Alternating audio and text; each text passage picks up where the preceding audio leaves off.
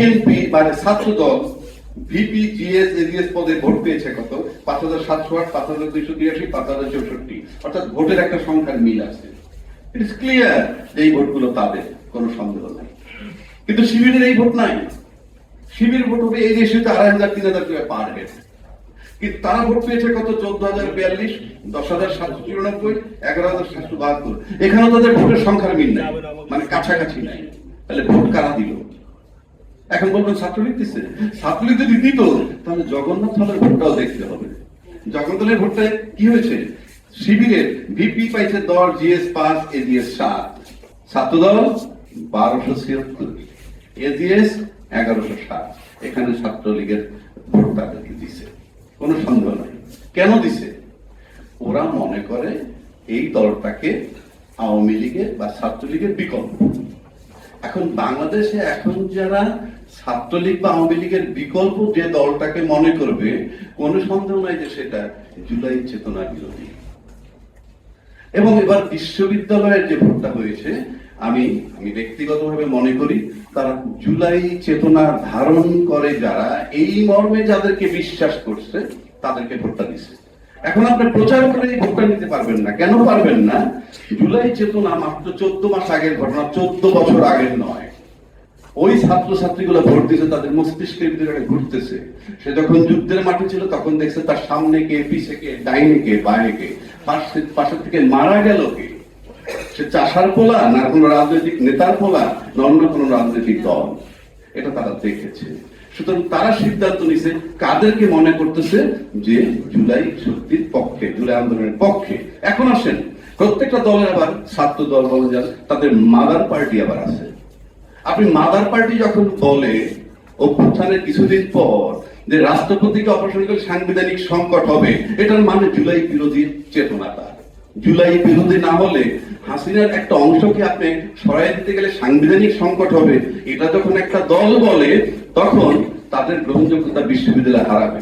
দ্বিতীয় আসেন, তারা আরেকটা কথা বলছে যে কোন দল নিষিদ্ধ করার দায়িত্ব জনগণের, আমাদের নয়। এটাও জুলাই বিরোধী, জুলাই চেতনা বিরোধী বক্তব্য। তারপরে আরেকটা আসেন যে গত ফেব্রুয়ারি থেকে চলতেছে নোট অফ বিভিন্ন সংস্কার এবং আপনার কি ঐক্যমত নিয়ে কথা। সেখানে নোট অফ ডিসেন্ট যারা দিচ্ছে, এই সব নোট অফ ডিসেন্ট গুলা জুলাই চেতনার বিরোধী। সুতরাং একটা রিফ্লেকশন বিশ্ববিদ্যালয় হয়েছে। কারণ আপনি যখন একটা বাচ্চাটাকে ব্রেইন ওয়াশ করে দিবেন, সে তার চোখে দেখা জুলাই ঘটনা দেখবেন। একটা বাচ্চাকে যখন ঘুম পাড়ায়, 3-4 এর বাচ্চাকে ভূতের ভয় দেখে, তার জীবন থেকে সেই ভূতের ভয় বের হইতে লাগে 2 যুগ।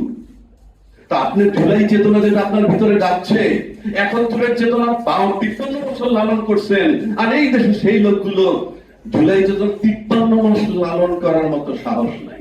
আপনি মুক্তিযুদ্ধকে ক্যাশ করেছেন। মুক্তিযুদ্ধ এখন বাংলাদেশের ইতিহাস, এখনকার প্রজন্মের কাছে একটা গল্প। এর মানে এই না যে মুক্তিযুদ্ধ চেতনা আমি বিরোধী। আপনি যদি জুলাই চেতনায় সবচেয়ে যে ছেলেটা ব্রিলিয়ান্ট একটা ছেলেকে যদি লিখতে দেন যে বাংলাদেশের ইতিহাস লেখো, তার পক্ষে 71 বাদ দেওয়া সম্ভব না। কারণ আপনি 71 বাদ দিলে তো দেশ থাকে না। সুতরাং এটা অবান্তর প্রপাগান্ডা। আপনি জুলাই চেতনা আপনাকে লালন করতে হবে। যেই মুক্তিযোদ্ধারা বলে, আপনি একটা জিনিস কল্পনা করেন তো, মুক্তিযোদ্ধার ইতিহাস যদি আপনি দেখেন, আপনি জিয়াউর রহমানের মতো একটা ব্যক্তি, যে দলটা সবচেয়ে বড়, নির্বাচন করলে ক্ষমতায় যাবে, তাদের জিয়াউর রহমান সাহেবের যখন খেতাব কেড়ে নেয় বীর উত্তম, খেতাবটা যখন কেড়ে নেয়, সে তো মুক্তিযোদ্ধা। তখন অন্য মুক্তিযোদ্ধারা, আওয়ামী দলের অন্য মুক্তিযোদ্ধারা মুচকি মুচকি হাসছে, একবার কোনো প্রতিবাদ করছে? সে তো মুক্তিযোদ্ধা। এবং জিয়াউর রহমান সাহেবের মতো মুক্তিযোদ্ধা খুব রেয়ার। কেন রেয়ার? তারা ছিল পাকিস্তান আর্মি, 11 জন সেক্টর কমান্ডার পাকিস্তান আর্মি। তারা রিভোল্ট করছে দেশপ্রেমের কারণে, আর কোনো কারণ নাই।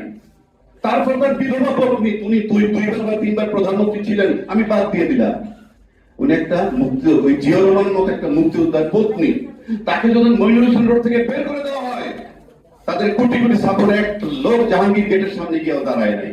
বলে যে জুলাই চেতনা। আপনি যখন রাজনীতি করে ক্ষমতায় দিতে যাবেন, তখনই আপনাকে কম্প্রোমাইজ করতে হবে। অথচ এত বড় একটা দলের কম্প্রোমাইজ করার কোনো কারণই ছিল না, কোনো প্রয়োজনই ছিল না। সুতরাং আমাদের কাছে দুর্ভাগ্য, আজকে জুলাই চেতনা ধারণ যারা করেন, জুলাই চেতনা ধারণ করতেই হবে। এটা ফিল করতে হলে আপনার ভুক্তভোগী হইতে হবে।